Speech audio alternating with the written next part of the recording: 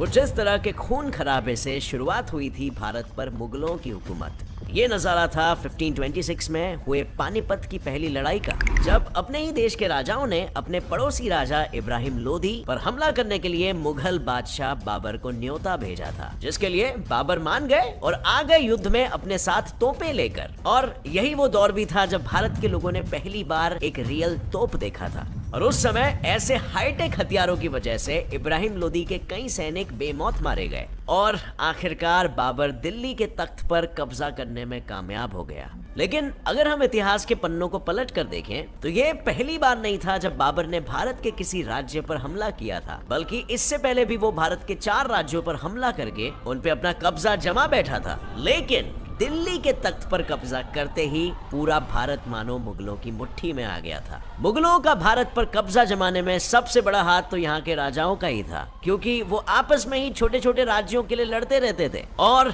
इसी का फायदा उठा के बाबर ने उनके राज्यों पर हमला किया और एक एक करके उन पर कब्जा कर लिया। और यहीं से शुरुआत हुई भारत में मुगल शासन की। बाबर उर्फ उस्ताद अली कुली चंगेज खान और तैमूर के मंगोल वंशज में से एक था। इन्हें दुनिया का सबसे खतरनाक और क्रूर राजा कहा जाता था, जो कि बचपन से ही काफी पराक्रमी थे। 12 साल की उम्र से ही ये अपने पिता की राजगद्दी संभाल रहे थे और 23 साल की उम्र तक इन्होंने काबुल और अफगानिस्तान पर अपना झंडा लहरा दिया था।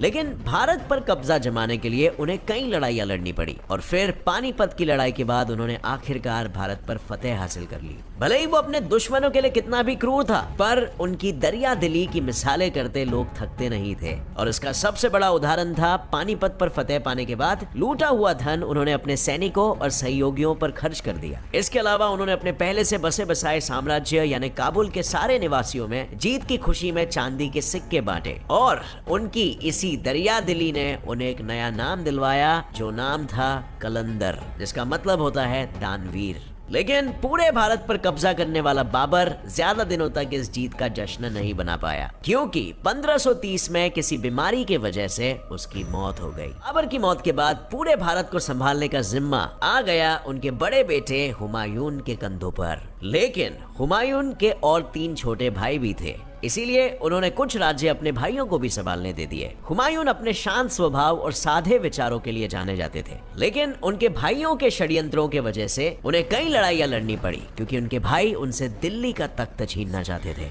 और इसी वजह से हुमायून पर 2 ऐसे जानलेवा हमला हुए कि वो भारत से भागने पर मजबूर हो गए। उनमें से पहली लड़ाई थी 1539 की चौंसा की लड़ाई, जिसमें हुमायूं को अपनी जान बचाने के लिए युद्ध भूमि छोड़कर भागना पड़ा था। और उससे भी ज्यादा खतरनाक थी 1540 में हुई बिलग्राम की लड़ाई, जिसमें वो शेर शाह से पूरी तरह हारे थे और सिर्फ युद्ध भूमि ही नहीं बल्कि भारत छोड़कर उन्हें भागना पड़ा था। और उसके बाद वो छुपते छुपते पहुंचे सिंध, जहां वो फिर भेस बदल कर रहने लगे। वहीं पर 1542 में उनकी मुलाकात हिंदल के धर्मगुरु की बेटी हमीदा बानो से हुई, जिनसे आगे चलकर उनका निकाह भी हुआ और दोनों का एक बेटा हुआ, जिसका नाम रखा गया मोहम्मद जलालुद्दीन अकबर। फिर वक्त गुजरता गया और हुमायूं को भारत छोड़े हुए 15 साल बीत चुके थे। इसी बीच हुमायूं ने फिर धीरे धीरे करके अपनी सेना खड़ी की और हिम्मत करके उन्होंने कांदहार पर आक्रमण किया, जिसका नतीजा उन्हें जीत की तौर पर मिला। उसके बाद 1555 में उन्होंने लाहौर पर विजय प्राप्त की और ऐसे ही कई लड़ाइयां लड़ने के बाद हुमायूं ने फिर एक बार दिल्ली की तख्त पर काबू पा लिया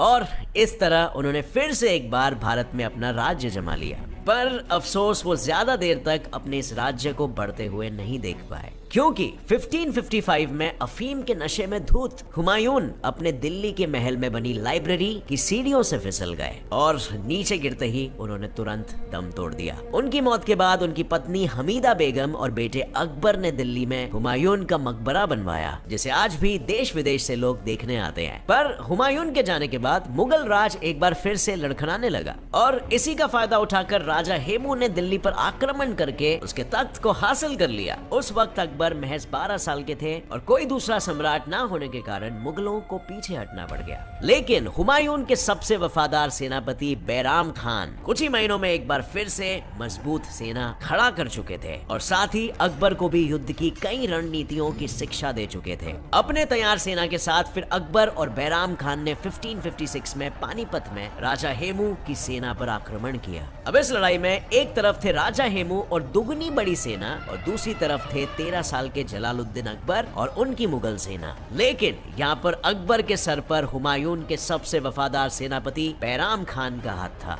जो अकबर को युद्ध लड़ते हुए भी उसे युद्ध की नई नई रणनीतियां सिखा रहे थे, जिसका परिणाम ये आया कि अकबर ने 13 साल की उम्र में ही दिल्ली के तख्त को वापस मुगल सल्तनत के अंदर ला लिया। अब ये वो वक्त था जब मुगल सल्तनत एक नया मोड़ ले रहा था, क्योंकि अकबर ने धीरे धीरे अपनी दरियादिली और युद्ध की रणनीतियों से न सिर्फ हिंदुस्तान पर बल्कि पूरे हिंदुस्तान के दिल पर भी कब्जा हासिल कर लिया था। अकबर हमेशा से ही धर्मनिरपेक्ष राजा थे, जिनके राज्यसभा में कई हिंदू मंत्री भी थे। एक का नाम तो काफी फेमस भी है, बीरबल। इतना ही नहीं तो धर्मों के बीच के भेदभाव को खत्म करने के लिए अकबर ने एक ऐसे धर्म की स्थापना की जो सारे धर्मों को मानता था। इस नए धर्म का नाम उन्होंने रखा दीन इलाही, पर दुर्भाग्यवश ये धर्म ज्यादा समय तक नहीं टिक पाया और इसी के साथ अकबर ने हिंदुओं पर धर्म के नाम पर लगाए जाने वाले जिजिया टैक्स को हटाया, जिससे हिंदू किसी भी मंदिर में बिना टैक्स भरे जा सकते थे। और उन्होंने बाजार और कुटीर उद्योग के लिए भी 1571 में आगरा के पास एक खूबसूरत शहर बनवाया, जिसका नाम रखा गया फतेहपुर सीकरी। लेकिन पानी की कमी की वजह से ये खूबसूरत शहर महज 15 सालों तक ही आबाद रह सका और उसके बाद वीरान हो गया। लेकिन आज भी इस शहर को खास बनाता है यहाँ का बुलंद दरवाजा, जिसकी ऊंचाई 53.63 मीटर्स और चौड़ाई 35 मीटर्स है। इसे अकबर ने 1605 में गुजरात में हुई जीत की खुशी में बनवाया था, जो आज दुनिया का सबसे ऊंचा दरवाजा भी कहलाया जाता है। अब एक बात जानकर आपको बहुत हैरानी होगी फ्रेंड्स कि अकबर पूरी तरह से अनपढ़ थे, पर उसके बावजूद भी पूरा देश उन्हें भारत की शान मानता था। पर इस लोकप्रिय राजा की 1605 में फूड पॉइजनिंग यानी अतिसार की वजह से मौत हो गई। अब अकबर के बाद राजगद्दी सौंपी गई इनके इकलौते वारिस सलीम को, जिनके अपने पिता के साथ कुछ संबंध अच्छे नहीं थे, क्योंकि अकबर को सलीम का अय्याश मिजाज पसंद नहीं था और ना ही सलीम को उनके पिता ने दिया हुआ नाम पसंद था, क्योंकि अकबर ने सलीम नाम एक सूफी संत ख्वाजा सलीम चिश्ती के नाम पर रखा था, जिनकी मेहर से सलीम का जन्म हुआ था। पर अपने पिता की मौत के बाद राजगद्दी पर बैठते ही सलीम ने अपने पिता द्वारा दिया हुआ नाम बदलकर जहांगीर रख दिया।